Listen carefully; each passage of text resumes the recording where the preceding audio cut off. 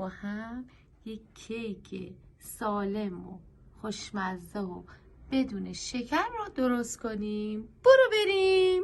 مواد لازممون: 3 عدد تخم مرغ، گلاب 3 قاشق غذاخوری، انگور 1 لیوان، قهوه دم کرده 3 قاشق غذاخوری، پودر دارچین 1/2 قاشق چایخوری، وانیل 1/8 قاشق چایخوری، پودر کاکائو 1 قاشق غذاخوری، بیکینگ پودر 1 قاشق چایخوری، روغن مایع نصف لیوان. حالا اگر روغن کنجد در دسترس داشتیم خب اون بهتر هستش. و آرد 2 لیوان. قالب رو با روغن و آرد چرب کردم، میذارمش داخل یخچال، فرو روشن میکنم و بعد شروع میکنیم به درست کردن کیکمون. آرد رو من 3 بار الک کردم، فقط اینجا بیکینگ پودرم بهش اضافه میکنم. آرد و بیکینگ پودر رو حالا همیشه با هم دیگه باید زیر و رو کنیم، مخلوط کنیم تا بیکینگ پودر توی یه قسمت باقی نمونه. زرده و سفیده رو از هم جدا کردیم. سفیده رو با همزن اون قدر میزنیم تا پف کنه و از در نریزه.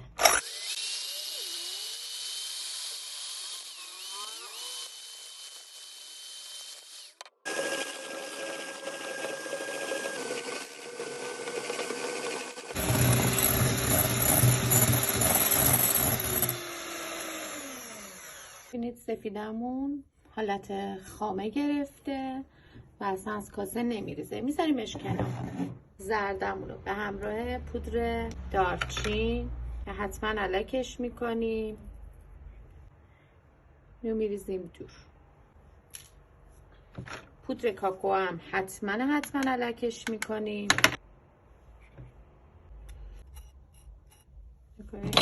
اون قلمبه های درشت کاکائو رو از بین میبریم و این ریزا رو هم میریزیم دور و به همراه وانیل با هم دیگه هم میزنیم. لازم هم نیست که پرای همزنمون تمیز باشه.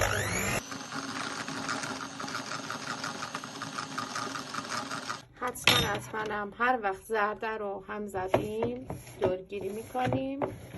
حالا شاید تو این کیک خیلی نیاز نباشه ولی شما دورگیری رو انجام بدید، ضرر نداره.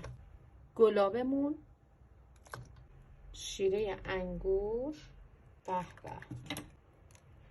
شیره انگور خونگیه کامل. همه شیره رو از دور لیوان تمیز میکنیم. قهوه‌ای که داشتیم اینا رو با هم دیگه مخلوط میکنیم. هر 3 رو بهش اضافه میکنیم و همزن رو با دور پایین روشن میکنیم تا به اطراف نپاشه.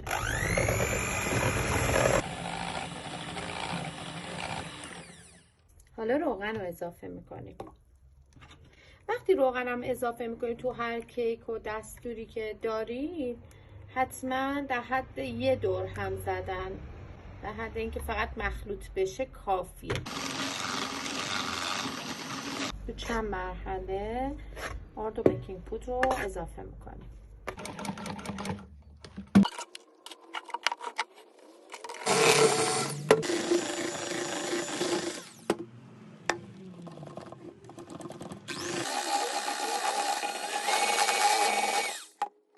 ببینید مواد کاراملیمونو چه رنگ خوشگلی داره، عطرش هم بی‌نظیره.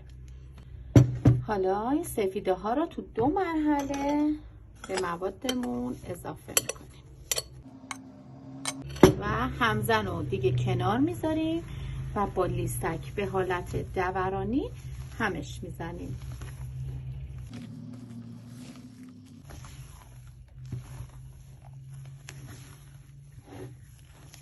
تا مواد با هم خوب فولد بشن.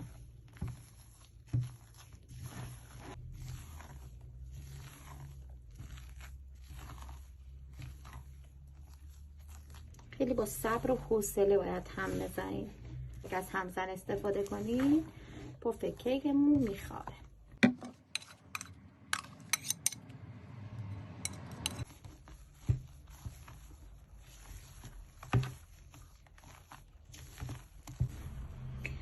توی توی مرحله آخر میتونید گردوی خورد شده یا پودر شده بهش اضافه کنید. اگر شما از گردو و روغن کنجد استفاده کنید خب این کیک خیلی مغذی تر و سالم تره. از روغن معمولی استفاده کردم. نگاه کنید خوب یه دست شده. قالب از یخچال در آوردم. خب حالا مواد رو داخل قالبمون میریزیم. قبل از ریختن قالب یه دور دیگه دورانی همش میزنم و اینو به صورت دورانی میگردونم و میریزم. کیکمون رو داخل قالب ریختیم، میره داخل فری که از قبل گرم شده، دمای 180 درجه، تقریبا 40 تا 45 دقیقه. اگر از توستر استفاده میکنید 20 درجه دمای توسترتون رو باید پایین تر بیارید. حتما هم قبل از اینکه داخل فر بذارید 2 ضربه میزنیم تا این حباب ها رو میبینید روی سطح کیک، حباب هایی که داخل کیک کاذب هستن خارج بشن.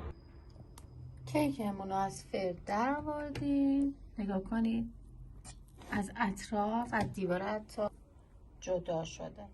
روشو میپوشونم خنک بشه و بعد از قالب خارجش میکنم. خب کیکم خنک شده، نگاه کنید دیوارها جدا شده.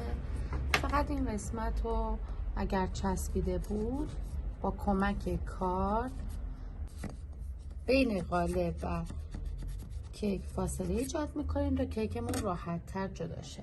حالا یه ظرف سرو مورد نظر میگیریم، روش قرار میدیم و برش میگردونیم. ببینید چه راحت برگشت. حالا برشش میدیم. این قالب خوبیش اینه که خطوط برش داره و خواستیم یه دونه یا دو تا برش میدیم. بافتشو ببینید. اینم از بافت کیکمون.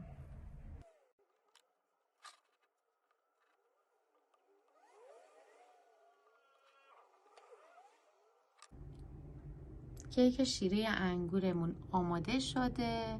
امیدوارم درست کنید، لذتشو ببرید. این کیک برای افرادی که دیابت دارن مناسبه.